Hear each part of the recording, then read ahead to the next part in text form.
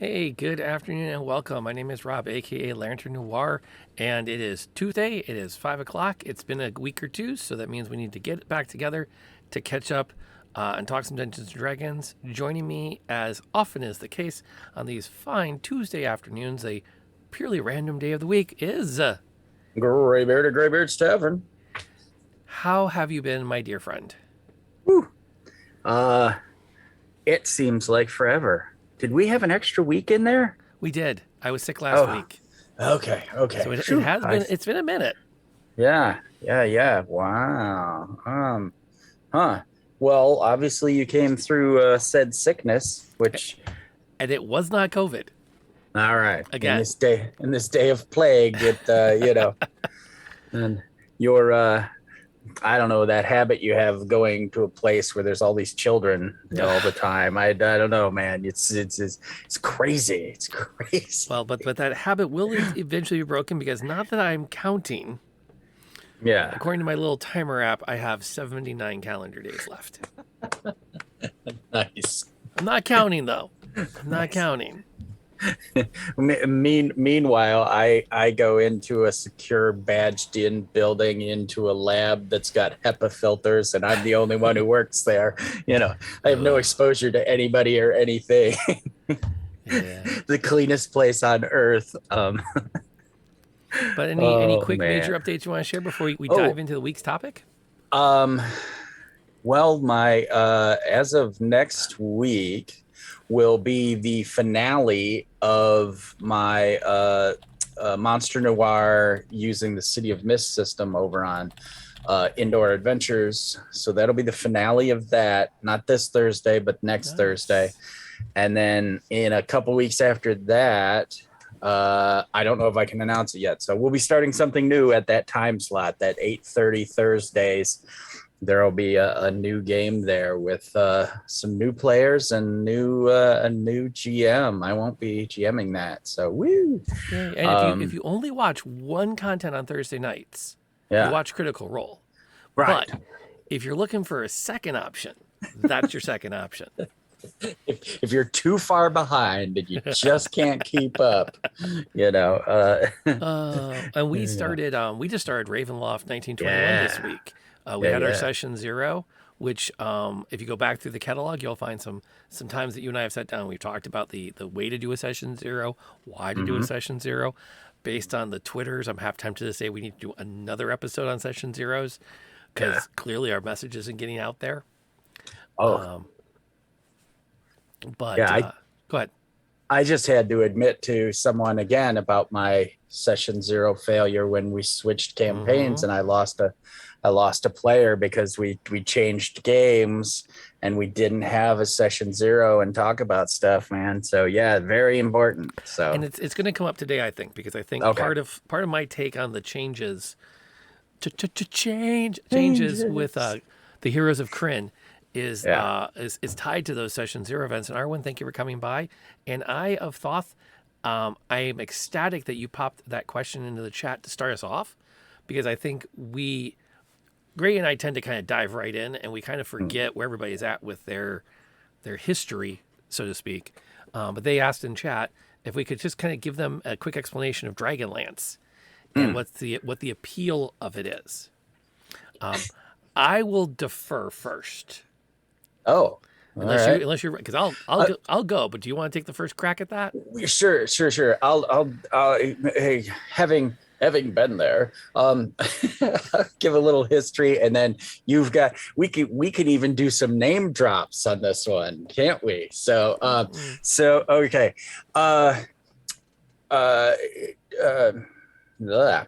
Tracy Hickman and oh my God, Margaret Weiss. Margaret Weiss, and then the spouse is there's the Laura spouse Laura. Yep. Laura and Tracy got a job and they were going out to work for Dungeons and Dragons, and on the trip out there they started thinking and they were bantering on the trip and they came up with a concept, Dragonlance, and they had this idea and they wanted to make books to go. I'm getting goosebumps. Ooh, all kinds of good lore. and they wanted to make books to go along with this Dungeons and Dragons stuff they were going to be doing, and they finally brought Margaret Weiss in, who was a good writer at the time, and they got together and they put down the foundations of it, and it was a group of modules and books produced by Dungeons and Dragons. So they were in cahoots at the same time to create this fantastical land where magic was being reborn and the dragons had gone away, but they were coming back. And you can probably do better Dragonlance lore than I. Well, they also kind of, one of the things that also set it apart is that in most D&D campaigns up to then and since, clerics all have divine magic because there's a pantheon of gods. Even if we go into 5th edition, we've moved into it's not so much a god as it's your righteous belief manifests magically. Because you can be a paladin of an ideal, but you still get divine magic with it, which is a little bit of okay, so clearly they're kind of playing around with some fun spiritual philosophy. But in the world of Kryn, at the time of these games, no one believed in gods anymore. They believed the gods had forsaken them. So true clerical magic was, rather than disbelieving in gods making you a heretic, believing in gods made you a heretic, which was a really fun twist. Yeah, and the other thing was that up till then they had maybe connected modules, mostly coming out of convention play. So they would have, Barrier Peaks, and then the next module or 2 modules leading up to the Gauntlet, or Secret Assault Marsh might be 3 modules together. This was a contiguous story. It was to go from A to forever, and so that was like a mind-blowing concept at the time. And then yet another layer for us old folk. When this came out, and this is something that it just kind of like, as we're talking, it occurs to me why this sticks. I don't know any D&D lore like I know the world of Kryn. And I blame that entirely on the fact that at the time I was a voracious reader, my teen years. I didn't read D&D manuals cover to cover. I read the Dragonlance novelizations, which meant I learned all the lore through fiction as opposed to fictional nonfiction, which is the best term you can use. A game manual of lore is fiction nonfiction, because it's not real, but it's presented the way a history book would. All your little headings and your little like paragraphs and your little sidebars. And I never got good at reading all that. So like, you want to talk about the various, case in point, I'm running Waterdeep Dragon Heist. I've read it all the way through 4 or 5 times. First time I run it with people, I mentioned that there's some Zents coming into the yawning portal. And suddenly one of my players goes, wait, Zents? Oh, this is serious. This is serious. And then she's like, all like, oh, we can't get involved in this. This is a major thing. And I'm like, it's a gang in the module. But I had no concept when I'm running this as to how pervasive this gang was, and how suddenly one of my PCs is like, yeah, no, we're not getting, no, she's on her, we're not getting involved in that fight. There's no way we're getting involved in that fight. Everyone's like, but she's getting her butt kicked. We should get in there. It was Poloni's inheritance cycle. Oh, interesting. And that's, I mean, I'll be honest, for me, Kryn will always have a soft spot in my heart, because when I was coming of age and learning about games, the Dragonlance series was the series I cut my teeth on. Yeah. You may have had your moments where you're like, hey, I wonder if the what was that one card in the early Magic days? The Bellinish Hero. The joke would be, would she be into you? And mine was like, I don't know, is it Tika or is it Gold Moon? Like, who? The classic kiss, marry, kill was always like, okay, so what do you do with Kitiara? And you're like, like that's she could break you. Oh man, yeah. When I started, D&D was so young that it was the novels that were out there were crazy. They were just, the Hobbit was like, and Tolkien was a standard, but all the fantasy books were all these weird, twisted, like sci-fi kind of things that were, they were more Conan than Tolkien. Mm-hmm. So it wasn't until my, my mid-teens that really, Dragonlance had come out and stuff. I mean, I was reading in freshman year, I think it's called the Lord Fowl's Bane trilogy or something. And it was written for like college kids, and they were like Shogun thick, and there were way adult themes in there I should not have been reading at like 12 and 13. But when you're a latchkey kid and your parents don't watch, Well, yeah. you pull the cool book off the shelf, Amen to that. And I think the last thing I'll say before we get into our conversation about the Unearthed Arcana, about Dragonlance too, one of the things I thought was really neat, I have the Chronicles annotated complete edition. So the thing is, like, it's yay thick. It's all 3 Chronicles novels, but it has Annotation footnotes throughout it. And one of the early footnotes is from Margaret Weiss talking about word choice, and that they consciously were using like 11th, 12th, and college level vocabulary because they didn't want to dumb anything down for their readers. They thought, you know what, our readers are intelligent. If they're not, they're probably curious, right? And therefore, we're gonna hold them to that. We're gonna give them a good reading experience, which I thought was a really neat, like that acknowledgement. Yeah. That it was not easy reading, but it was the stuff that we still ate up as kids. I had a buddy from work who had his, bachelor's in genetic something or other, and he was working on his master's, and now he's working on his doctor's. But he he came to me specifically and asked me if I would help him with his vocabulary. Now, I'm dyslexic, and my reading is not good, but I pick up words, and I have a very Andaluvian vernacular, as it were.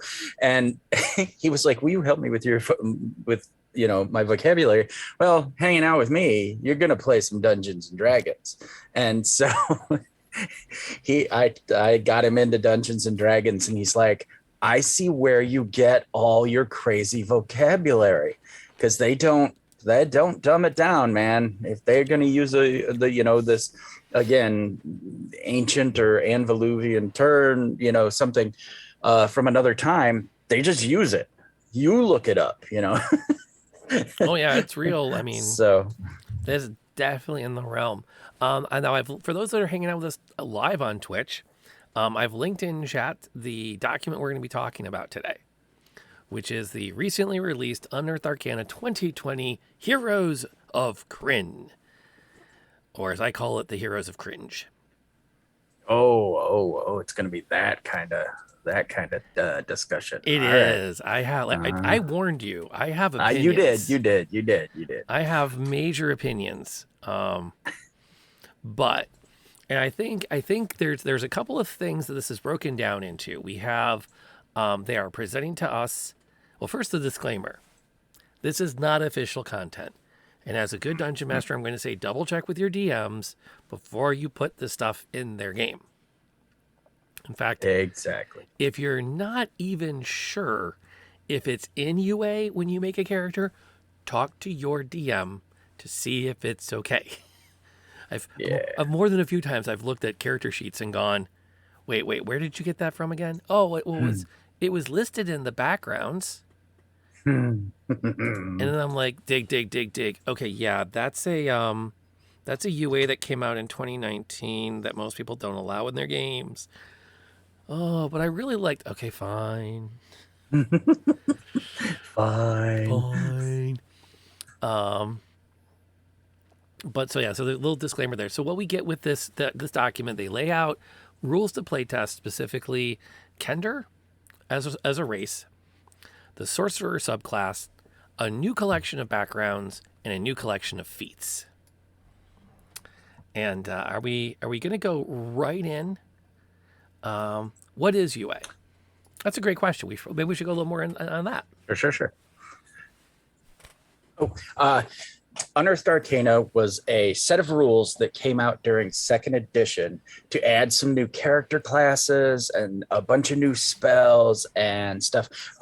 So anyone who's seen memes or remembers the old 1980s cartoon, it came out at the same time as that cartoon, and it promoted those new classes. You know, you had cavaliers and thief acrobats and barbarians, you know, who were these new classes, and they wanted to show them off.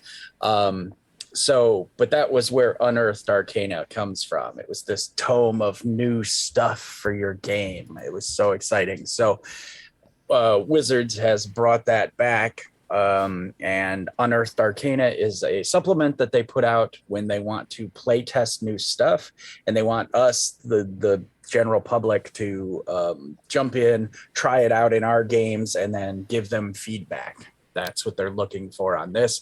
And most of the time, we have learned that this stuff gets tweaked and then gets put into books. So we can pretty much assume a Dragonlance book is on its way. Yes. Well, and we've gotten a really good hint of that too. It is like, it's like it's like an open beta test. Mm-hmm. They've done a lot of internal testing. They feel pretty good about things. But now they kind of want to see what the community thinks of it. My experience so far is that they kind of don't tweak much coming out of UA before it hits the books. These are much more, it's kind of like that open beta that isn't beta. It's more like a teaser where they call it a beta because they don't want to say, we want to build some hype. But we also are pretty confident we're getting a Dragonlance book eventually, because there was the whole lawsuit where Hickman and Weiss wrote content for Wizards of the Coast fifth edition. And then WotC just kind of went, we've decided not to publish that. Right. And since their contract was based in royalties, having a company sit on your work and not publish it, kind of a jerk move. Right. So and it was a big lawsuit too. Yeah. It was millions. So if I'm remembering correctly, and that was only like a year ago. Yep. So you've got to think they probably settled. Yeah, well, given that this is here now, I think this is a sign that we are going to be seeing all of that. And I expect with them knowing what they've got, I expect more novels. I expect more source books. The book series, God, we really need to talk about the UA at some point, is more than just that the modules they wrote. They had, all of the characters went on their own adventures. They had, I want to say, like 6 collections of short stories. Yeah, I was gonna say just the Raceland novels. There was like a half dozen of those. I think, if I'm remembering correctly. So lots and lots of books and lots of places to go back to, and then there's always the classic reprint, which they know we will buy. Yeah, well, and this is my question for you though. Is it gonna be a supplement? Like Tasha's,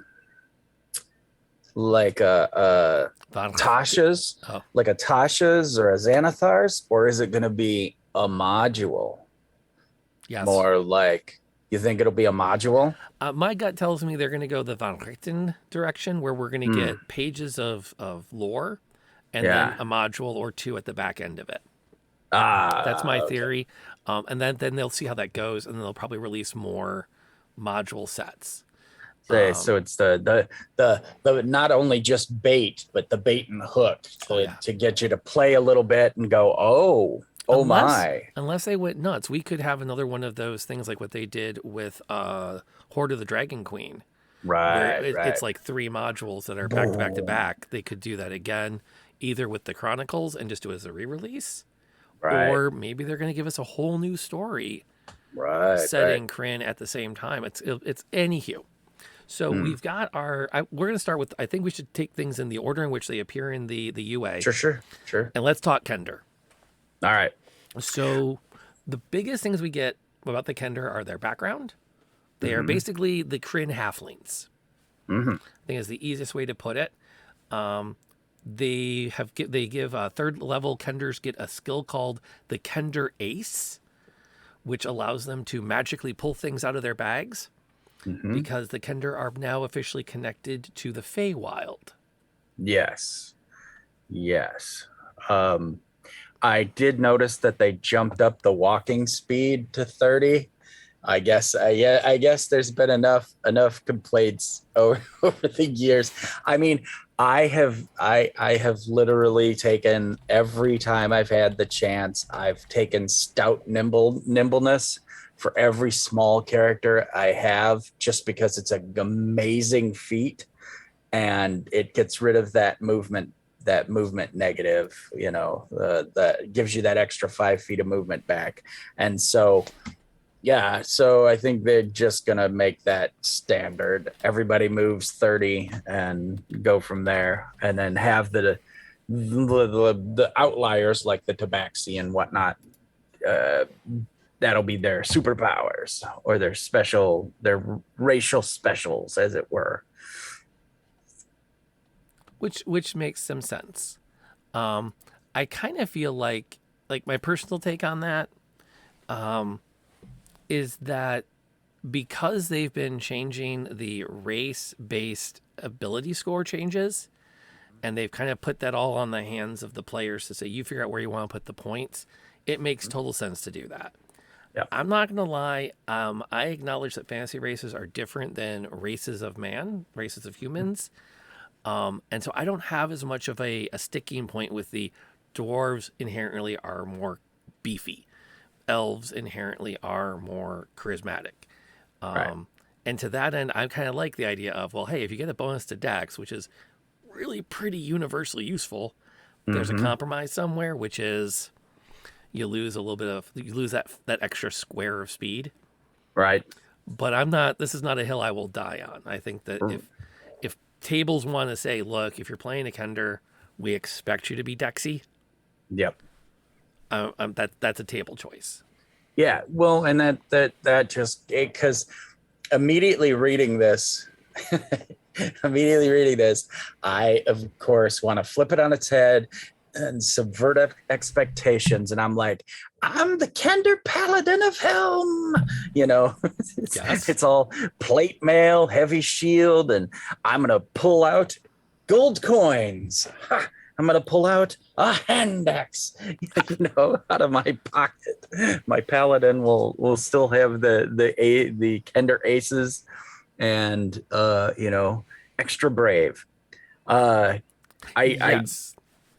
What do you want to do? Do you want to go there? Well, that was always a feature I thought was neat, is the brave feature, advantage on saving throws to avoid being frightened. And the good old days, Kender were just immune to fear effects. Correct. Which I can see, given the way the game has evolved mechanically. Again, this is not a hill I will die on.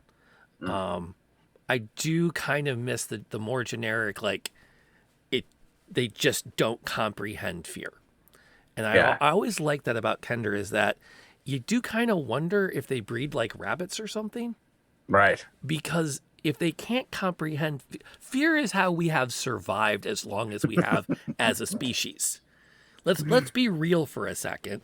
The ability to go, that is scary, it will murder me, is why our ancestors survived long enough to make more of our ancestors. So without any sense of fear, Kender kind of become that little bit like everybody knows about 8 Kender from over their lifetime, most of which have met grisly ends. Right. Right. Yeah. I once told a friend of mine there was a fire and she just bolted, and I stayed and fought the fire, and she was like freaking out about it, and is like, oh, you're so brave. And I'm like, no. You don't understand. 1,000,000 years ago, lava rolled down the hill, and you went, no, I want nothing to do with that. And I stood there with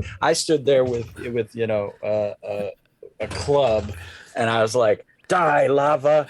And I was burned to a cinder, and hence my line died there. Fear is healthy and useful.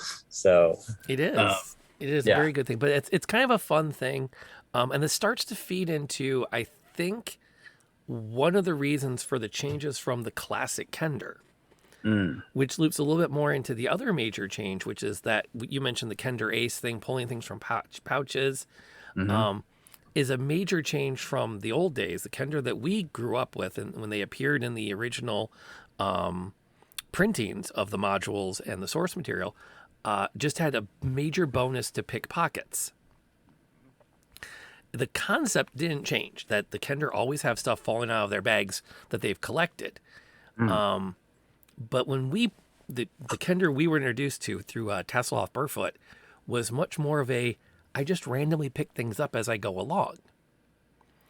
And that became the shtick of, yes, it's likely a Kender has something that you need for the moment you're in, not because it's magic, but because they probably picked it up somewhere, because they pick up bloody everything that's not nailed down. And that's where they made the changes, because I mean, I cannot remember if it actually said they are horrible kleptomaniacs or not, but If you read between the lines, yeah. and and that's the thing that, like, I've talked about this before, when we tried, my wife and I, when we ran our game together, is that we built Kender into our game by kind of having a culture where, like, yeah, everything is everybody's. If you put your Right. pocket knife down somewhere, someone will pick it up, and maybe they'll give it back to you when you need it, maybe they won't, but it's like that concept of owning something is just kind of a weird, very, very Western centric too when you stop and think about it. Right. You know, if I really, in the grand scheme of things, if my car is broken but I need to get to work and my neighbor doesn't drive their car because they're retired, there really isn't a lot wrong with me taking their car to work, other than the Right. concept of property ownership. Uh, there's I cannot remember the name of there's an Amazon a tribe in the Amazon, that there are very few things that are not just communal. Right. You know, if you need an axe, you pick up an axe. If you need a bowl, you grab a bowl, you know, and stuff. And so yeah, there is real world cultural Parallels. situations like that. I think too, back in the day, this was in the period of adversarial DMing. Yep. And so when someone was at the table as the Kender, the party either adored them and would like die for the Kender, or everyone hated the Kender because that kid was playing the Kender. You know, the little Timmy who was like, I'm pickpocketing him and I'm stealing his stuff and I got his ring and I got his stuff. I just found it. You know, I'm just playing my character. And so like, oh, choke him out. Leave the body by the watering hole. You know, But that, and yeah, and that feeds not. It wasn't just the adversarial, but it was also that license of, I'm just playing my character. Of course, I'm going to pick your pocket mhm. and take the shiny MacGuffin and muck up the main story. And that also feeds into that, by removing the immune to fear, you also give the Kender character and the player more opportunities to go, well, of course I'm going to go do such and such. I don't know fear. Of course I'm going to badmouth the king. I don't know fear. Of course I'm going to dare the guard to attack the paladin. I don't know fear. It's like, or as I says here, give a player a tool set to annoy monsters, and they will use it to annoy their party. Mhm. Truer words have not been spoken unless it's been either by myself or Graybeard. Indeed, indeed. I was fortunate enough to I played the Kender when we played those modules, and it was, you know, again, I took it as that tool set was to use on the bad guys or NPCs. I don't ever remember taking anything from the party unless they left it behind. Like we would use a crowbar to open a crypt or something, and a fight would break out because we would open it, and then the thing would The lich jump would up, pop out.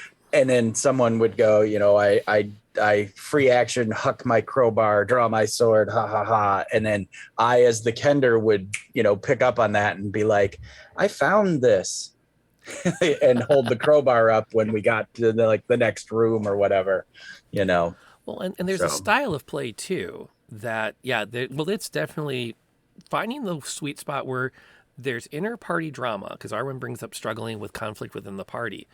Inner character drama is fun when everyone's having fun. Right. When someone stops having fun, it's not fun for everyone anymore. And that's that sweet spot. And Kender, this concept of always grabbing things can play into that. Yeah. I've played in a couple of games where I was a Kender, and I tried to play the you don't get to pull out your dagger because I currently have your dagger, but here, I'll give it back to you with a grin. Right. You dropped this. And I've played at tables where they're like, no, you didn't. You can't say that. Back up. You can't do that. You didn't pickpocket me. You never rolled it. Yeah. And I would look at them and go, well, does it matter? I mean, it's funny. It's funny to have you say, don't worry, I'm going to go pick the lock where that maid is hiding behind the door with my trusty dagger. And I go, oh, you mean this dagger? You're still going to go pick the lock. You're still going to do and we all have a laugh at the whole, the Kender had it all along bit again. Right. Yeah, it is. Yeah, it again, it depends on your table. It totally depends on your table. Because I adore that kind of bit, because I usually either play the small guy or the giant protector guy, and so it's always funny to be like, where'd my shield go? And the little guy be like, this shield? Oh, you mean the one that's the one that I put on my backpack after the last fight because someone dropped it? I knew it would come in handy. Exactly. I was going to use it as a sled. Look, it's got a good curve to it. Exactly. But that goes back to that we mentioned earlier. Zoggy thanked me for posting on the Patreon my safety tools at patreon.com/lanternnoir. And it's actually free. It's not paywall locked. Anybody can read it. Session 0 is where you're supposed to have these conversations. Yeah. And I think WotC isn't ready to risk being accused of being too woke yet, because I think they could have left the Kender handling. It used to be called Kender handling. Was that whole concept of always just picking up everything not nailed down. They could have left it in, and they could have said, at your session 0, agree on how this will work and how it will and will not impact your game. Yeah. Here are some suggestions. No. Sometimes. Only against NPCs. Like, they could have done things. Given them options. Yeah. Oh, I'm sorry to hear that. I think about granting them all the traditional Kender abilities. I'm off. Well, that's your choice. I will die on the hill to tell you that you're wrong, but you're welcome to be wrong. No, I say that with affection. I also see something that, like, I definitely think they're going to tweak this, because here's an unintended consequence. We have this this Kender Aces skill, which lets them reach into a pocket and magically pull out a random item that may or may not be useful, that then disappears after an hour. And one other word in there bothered me. It was the object glimmers softly and disappears after 1 hour. The object glimmers softly? Does it do that for the? Yeah. Does it glimmer the whole time? Because if you pull 5d6 gold pieces out and you go to hand them to some merchant, they're going to be like, what's wrong with these gold pieces? Sounds like cartoon hammer space. Yes, it does. Exactly. But I think that was their way to kind of create that image of the halfling going, hang on, I have a thing for this. Ruffle, ruffle, ruffle. Ha ha! And then they pull out a rubber chicken, and everyone kind of goes, yeah, that's not the thing. Well, and I think that this chart needs to be like 3 times as long, because the third time you use it, so I'll be more realistic. By the sixth time you use this chart, you're gonna have been through a lot of these things already. Yep. So it needed to be a good, a good full chart of like 20 things minimum. Things like an item of your choice from the adventuring gear cannot Yeah. cost more than a gold piece. Okay. Yeah. So that becomes that, like, I have a thing for this moment. As long as I roll a 3 on the table, or maybe a 6, because that's tools, Right. I can pull out the thing we need. Right. So I have a 1 in 3 chance of pulling it off. Yeah, I guess you're right in that, since there are choices within. Yeah, maybe that is a little better in thinking, rather than having the rubber chicken or a potted plant or a great sword. Yeah, it's very, very evocative of wild magic, which goes back to the Feywild.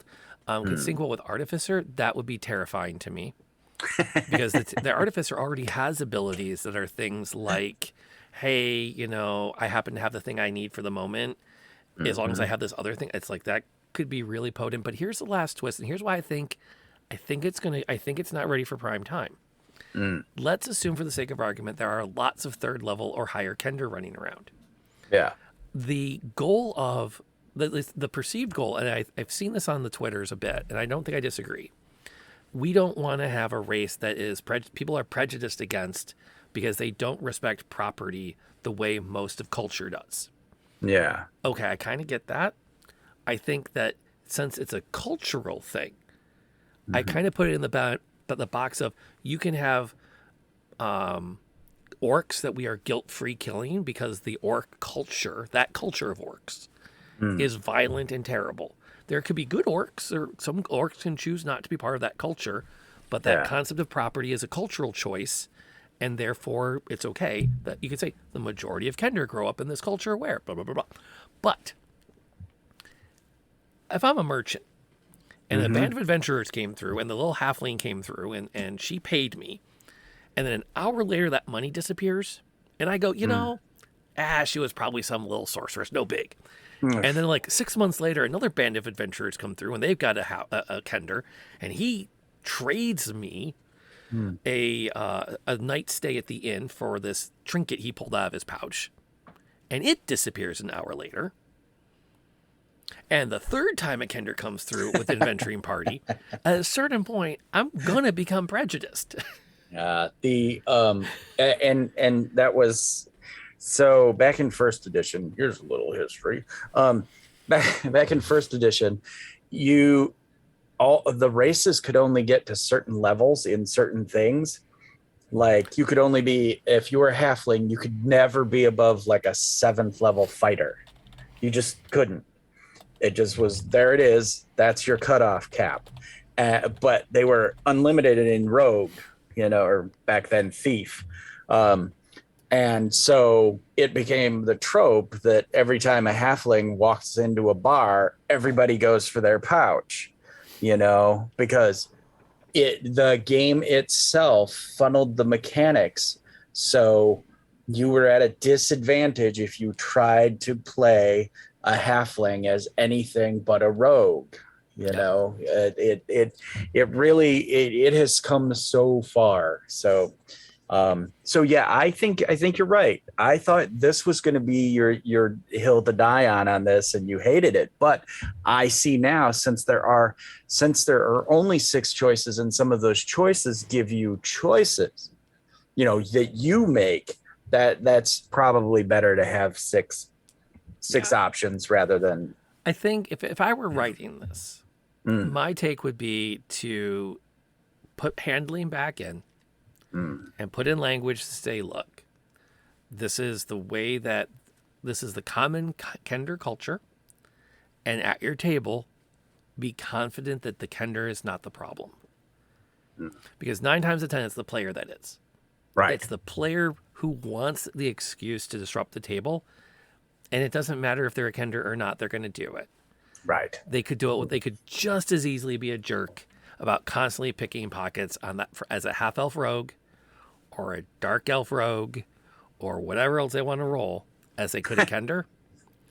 Yeah. Give me back my Kender with that innocent, I swear by the moons, I did not know this was in there.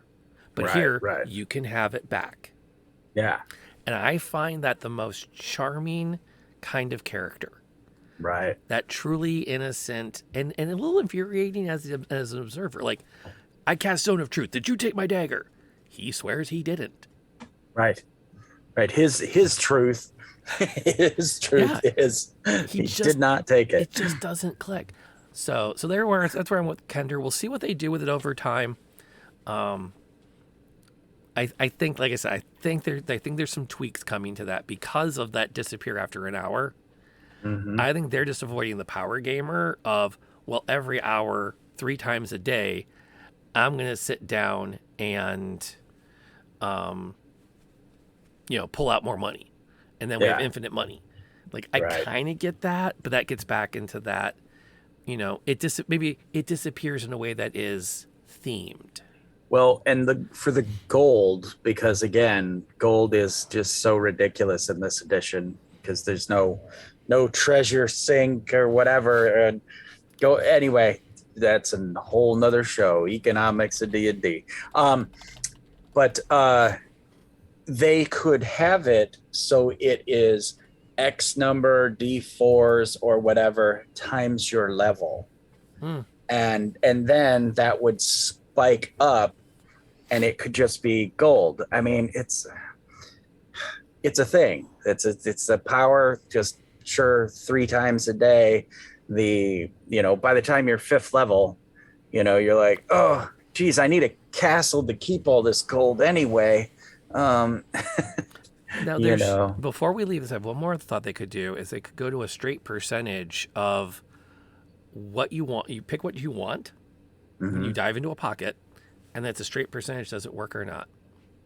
Mm, And that keeps that theme of maybe the Kender always has the thing, and maybe they don't, but it avoids the potential rule breaking of a 3rd level or higher Kender has infinite wealth. right. And I think that's where they were trying to get away from. The let's talk sorcerer subclass. Sure. They gave us this. In from the kind of like the overview of this, the tie-in is that in Kryn, all magic is tied to the moons. Right. And the more full the moon is, the more powerful the magic. The always black moon that nobody can see is for evil magic. White is for good magic. Red is that good, bad, I'm the dude with the fireball kind of magic. Right. And so this is their effort to kind of expose us to that using the sorcerer subclass as opposed to the wizard class, which I'm not sure how I totally feel about that, 'cause sorcerers were not things that we saw in Kryn. Right. Which is it. I will say that threw me for a loop. As I started to hear bits about this, I was like, really? Wait, these aren't the wizards? No, Ralston wasn't a sorcerer. He was a wizard. You're a wizard, Harry. I just couldn't. I had a bit of a problem with it when I first saw this AU. I was like, wow. Okay, they're not wizards. These are sorcerers. All right, cool. And then as I read it, I do not disagree with the way they've pulled it. There's a couple of little things that were nitpicky about it that I was like, does this mean you get all these spells like 5 spells or just one of these spells once a day? So it was the language just needed a little tweak. I can't remember what it was. Let's see. Yeah. On the chosen fish, table. Okay. While you're skimming through that, Moon Sorcerer Yeah, feels yeah. like it could occupy the true neutral magic type for sorcerers, somewhere between clockwork and wild magic. I can see that. And that tracks. Well, the did you get your thought Go ahead, because I'm double checking. Maybe I just read it too fast the first time. Yeah, well, my first pass through here, I had the impression that the lunar phases changed. So like your powers and your spell choices were based on the phase the moon was actively in. But there's this little caveat at the end of the lunar embodiment feature where it says that after a long rest, you can choose what lunar phase manifests. Yeah. And I feel like that's a little bit, I'm a little less snarky on it because my thought was like, I have no interest in tracking lunar cycles at my game table. Like, I do not want to deal with that. Yeah, yeah, and that was the thing too. Is you get to choose, which is very. I think that's kind of cool because it gives you a lot of flexibility. Mm-hmm. So you can, oh geez, do I want Dissonant Whispers? Do I want Sanctuary? Do I have Fairy Fire? What of these spell lists do I want to walk into this next encounter with? We wake up tomorrow and I know that we're going to be, heavy, heavy fighting. I want, full moon. Let's do this. So Let's bring it. and I did. They cover their butt down in the bottom paragraph. So yeah, it is. You get to choose like one of them. So right. without expending a spell slot. But it's interesting because it seems to be saying that you could cast, a 5th level spell for free. I don't know why you would ever cast a lower level spell for free. Save those big slots is what I'm saying. So, yeah. The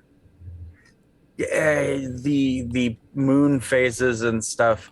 I remember there was ways to track it back in the modules back in the day. So I imagine that they'll have to have it be either, if they make adventures for it, linear adventures that are like, tick, tick, tick, and like have a moon scroll across the top or whatever, and kind of thing. If they're going to be as I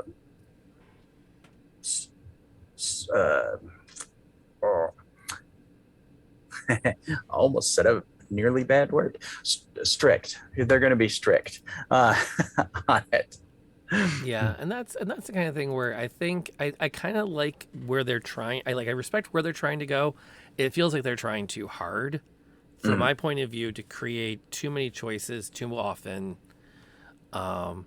In the name of creating choices for choice sake. Like, I don't know that it's that critical, right, to do all of this stuff.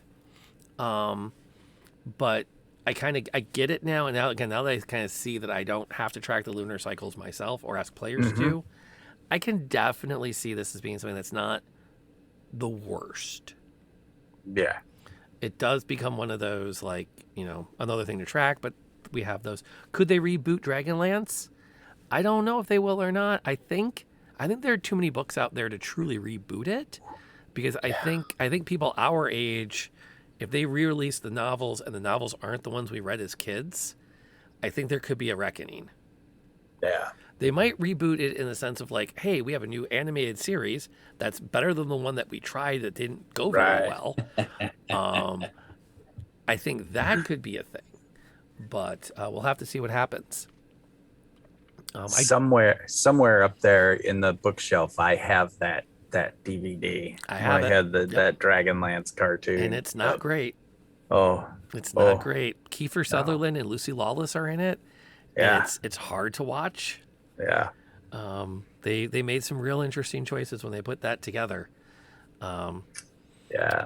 It's a shame, because I remember trying to watch it with the kids and going, this just isn't very entertaining for them. Well, and my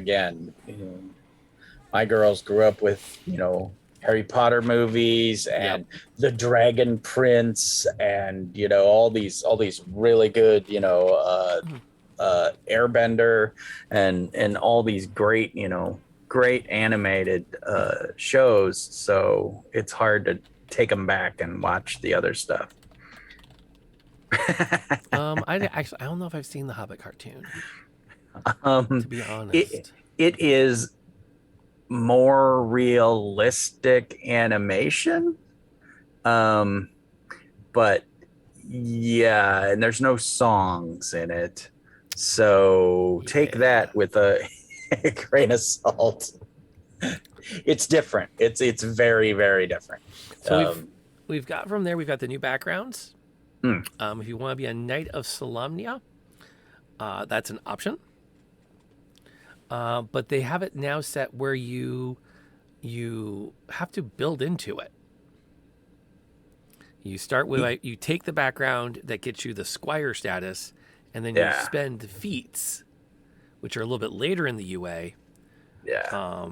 Actually, both the knights and the mage of the Tower of High Sorcery,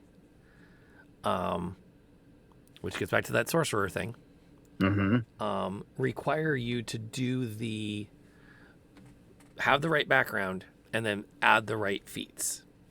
Right. Yeah, and they starting with Tasha's, they started building these feats into stuff, and so I can see where that's the where they're pulling that from, and I don't know, it reeks a little bit of what do they call them? Not priority classes, Prestige classes. prestige classes. Yep. Yeah.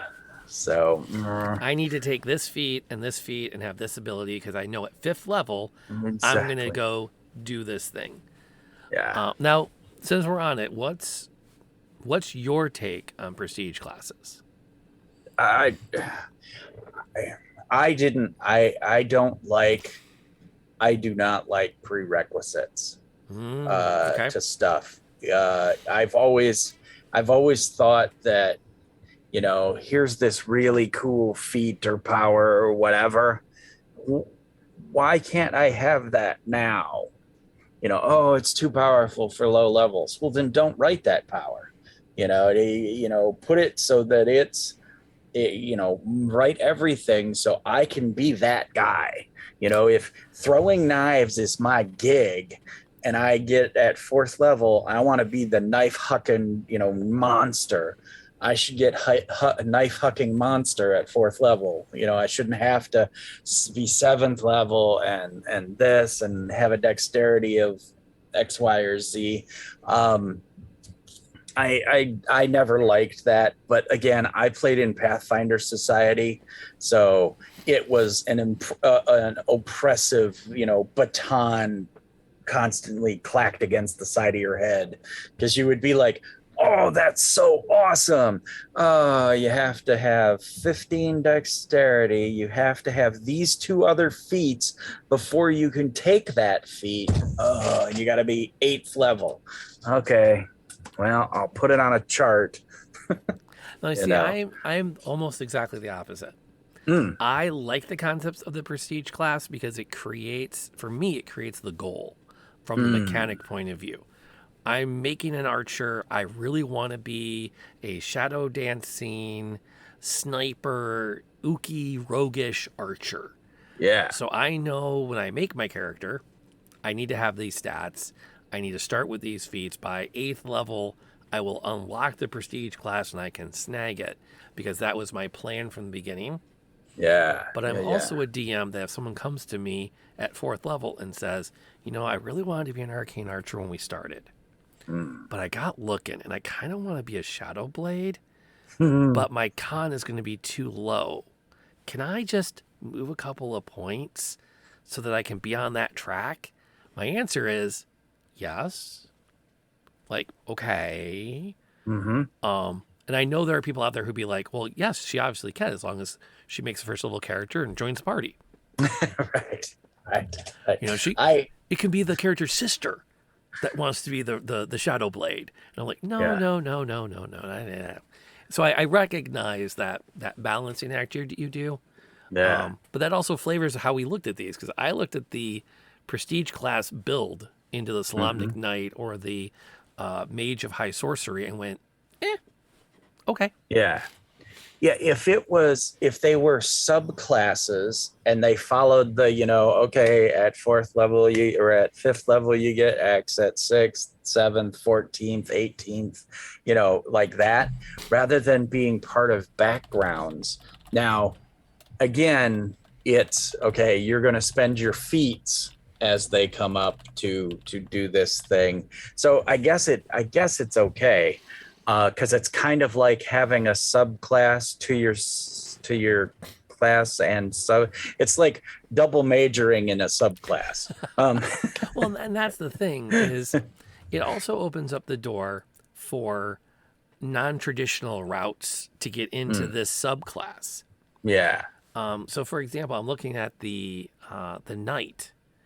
yeah, You can take the background to be a squire, and there does not appear to be any requirements on it. Anybody can be a squire by taking the background. right. And then that's where I said what I liked about these, as because their backgrounds, I flip it on its head.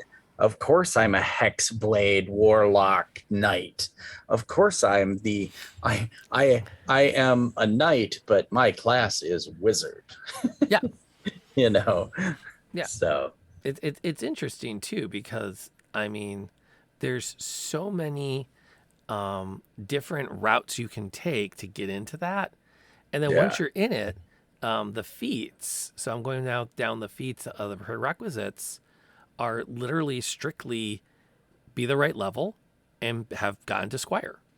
yeah, So I mean that it's kind of right there. I want to double check the Squire of Solamnia prerequisite squireship. That's it. yeah, So yeah, you could start with a wizard. You pick up your squirehood, which means now you have access to medium armor and martial weapons. right. And then at fourth level, you're like, and I'm a knight of the crown, Mm-hmm. which gets you a strength or dex bonus. I am the Night King of Agmar. um Yeah. Epic Destiny from fourth edition. Yeah, there's some slicks. I mean, fourth. I am not a fourth edition hater.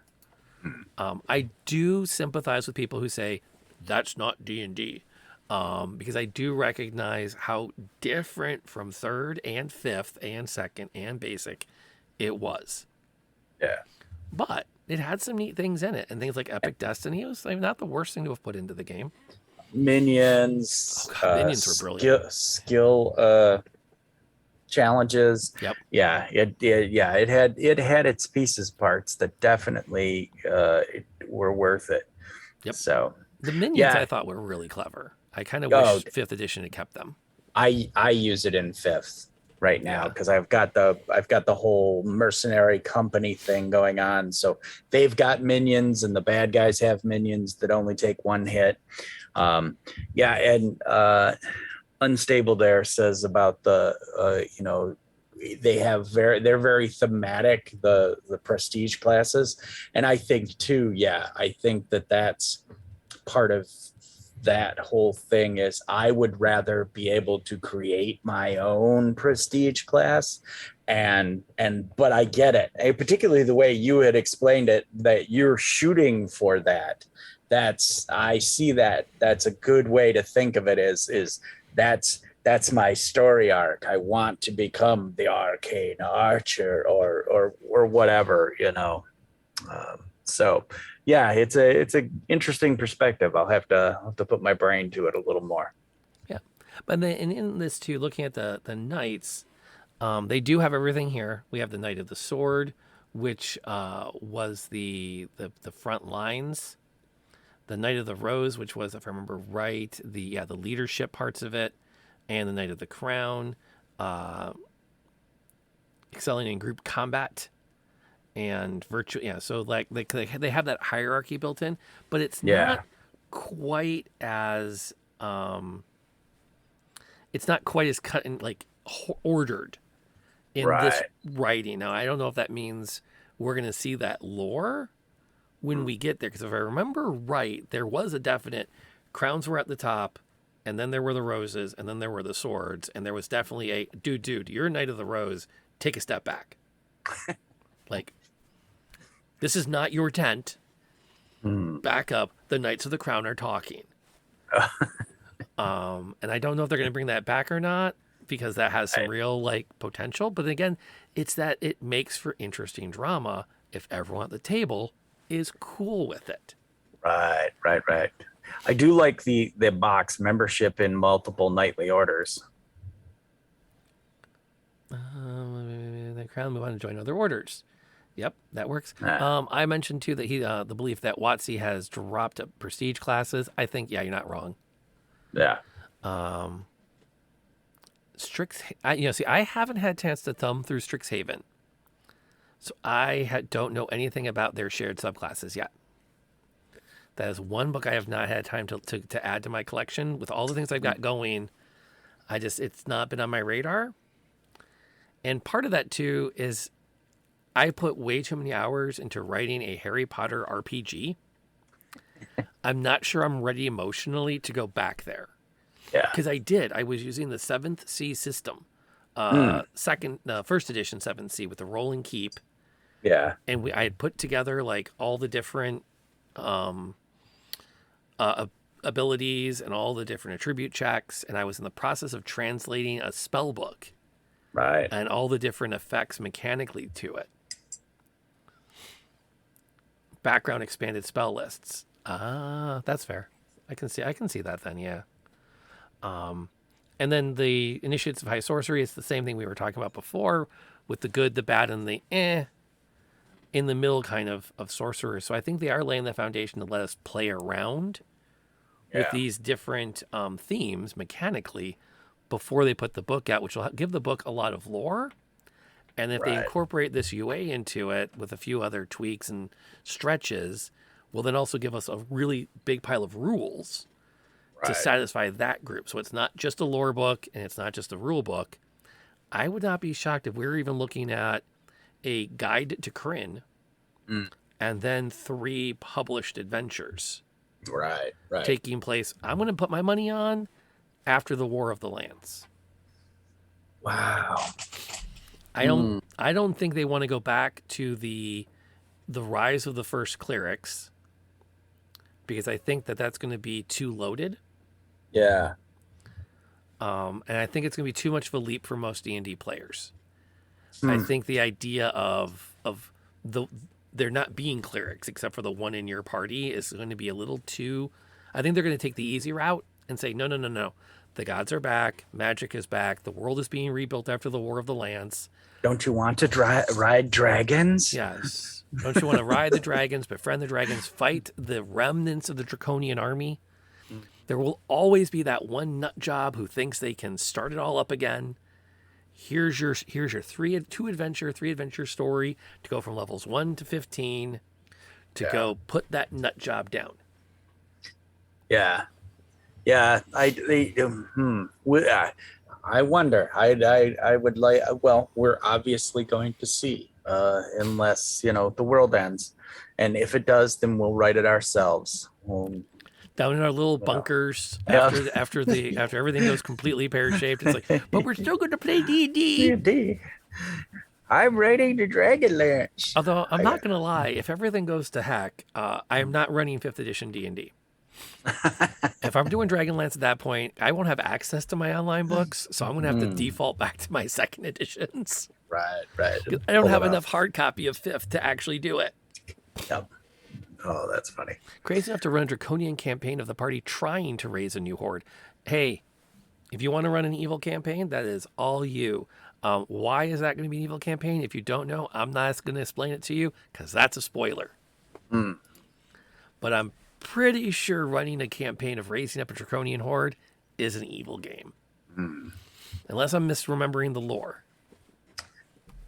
So my favorite thing was an April Fool's type joke where Dragonlance every April would post a bunch of the letters that they got of just crazy stupid questions that had come in over the year, and one of them was how far would a Bozak Draconian be hurtled by a catapult if you tied down or hacked off his wings? What would be the range and damage? And I was just like, what is happening? Who is out there, and why has this come up, and why would you write the actual game developers to ask of that? But then again, today we have Twitter, so I'm sure those questions get asked all the time. Oh, yeah. Or Crawford. Yeah. So from that point of view, I think as far as the UA goes, I think there's some neat stuff in here. Mm-hmm. I'm more encouraged by the knights and the introduction of the mages with that system that I remember as a kid. If you want to be part of the sanctioned magic, you have to go through this process. You have to pick a color, and you have to, kind of agree to advertise what kind of mage you are to everybody, because magic is ooky scary. So we're going to make it clear to the public that you are the good kind, the not so good kind, or the law and order kind. Yeah. I think that's neat. I still maintain my I don't say disappointment, but I just don't think the Kender worked out the way for me, the way they had to. Yeah. Yeah. Go ahead. I think that I like your thinking on the aces bit for the Kender.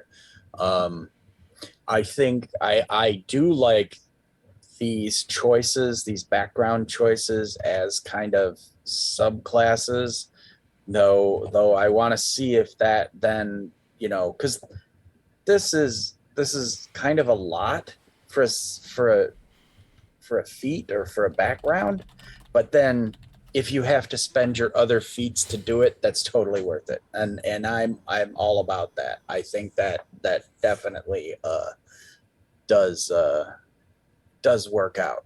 I think it's balanced. Yeah. Oh, yeah. I definitely agree, because the background just gets you access. Right. You have to then go a step further. I might even go so far as to suggest that the background is optional towards the feats. And because at my table, I would say things like, okay, yeah, you weren't born into this per se, but you can earn your way into this. Right. Maybe you're an urchin, maybe you have the urchin background, but between levels 1 and 4, you ingratiated yourselves to this faction of Solamnic Knights. Right. They're gonna let you become a knight now and take this feat. Right. Yeah, they always allow stuff through role play. I mean, if it's, sure, rangers, you're the wrong kind of ranger to have an animal companion. Dude, if it comes up and you save an owl bear cub and you put in the time and the role play to raise an owl bear cub, you can have an owl bear companion. I mean, it may eat your friend's horses once in a while, but what's a couple of horses among friends? That's the price you pay. What's a couple of horses among friends?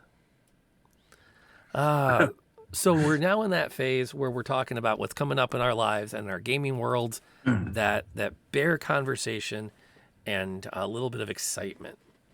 So over the next 2 weeks, what are you excited for? What's coming up that's you're like, hey, this is gonna be really cool?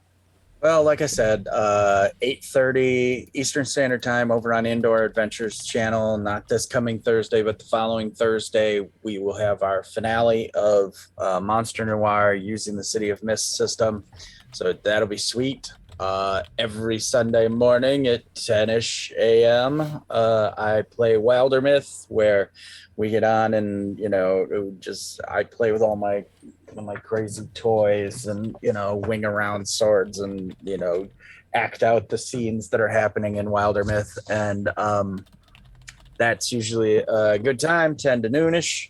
And I usually, if I don't have to run off to another game, that's what I do. I will be playing off stream. Obviously, I have my Old Guard gaming, where Saturday nights we're playing a very grimdark game of a mercenary company. So that's all kinds of fun. And we're looking now we're at the point where I'm going to do about 6 more sessions of that, and we're going to switch to a new game. And so we're trying to decide what new game we're going to play. And so, they're certain of the old guard are like, I have to learn a new system. And so I love those guys, and we'll see what we end up choosing. So that's good. And then I've got Call of Cthulhu on Sundays that I play once or twice a month with a really great crew from the United Kingdom. They're good. Their sound game is just out of this world. There's like water dripping, or there's like light jazz music when we go to a coffee shop scene and stuff, and it's just very, very cool. They're great peeps to play with. So that's I think that's pretty much it for me, GB, right now. That's on my radar of things I want to get better at eventually. I think I need to stop making new games before I can do that, because we starting next Sunday, I will have 3 active running D&D games per week. Our Saturday mornings now are the international cast. We have Australia, UK, Brooklyn, Maine, and Michigan, all represented in the game. And by UK, we actually have a Scotland and an England.